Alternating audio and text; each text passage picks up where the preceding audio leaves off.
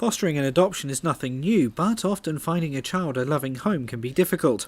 The LGBT community is becoming a bigger part of this process, and at pop-up events across the region, same-sex couples are being asked if they could offer a child a safe place to call home. They are a very important part of our adoption family.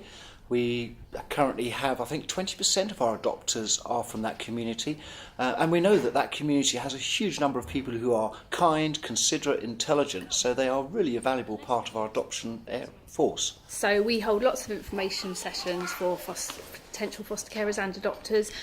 We're trying to sort of get out there and talk to people all over the county, dispel any myths they might have about who can foster or adopt, so in terms of age, in terms of relationship status, and obviously in terms of sexuality as well. Yeah, it's about raising awareness for, there's a significant need for a lot more prospective adopters in West Sussex, and the LGBT community is certainly an area we'd like to promote. As I say, I think Stephen said earlier that we approved 20% of our approved adopters last year were from the LGBT community, which, as I say, we're really proud of. There seem to be many misconceptions around fostering and adoption, and the sessions are designed to dispel some of these myths. Yes, I think it's important to celebrate the contribution the LGBT community are making to our service, and also just to try and dispel any myths about what makes an appropriate foster or adopter, and it's a really broad range.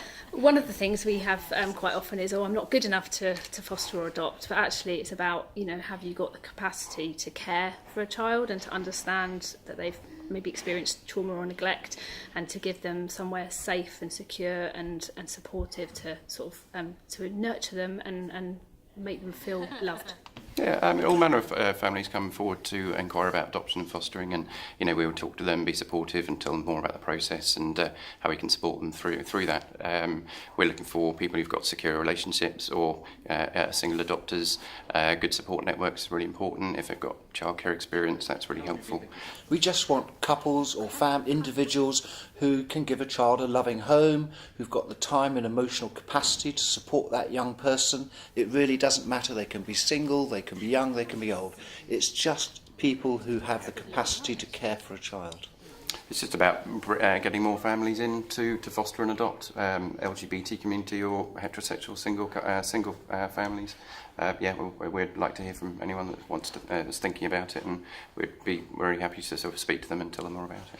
And so if you're thinking about giving a child or a young person a second chance at happiness, the team would like to hear from you. And anybody who's interested, it's great, very easy. Just go to the westsussex.gov.uk website and do a search fostering or adoption, and the links will take you to the process and you can start there.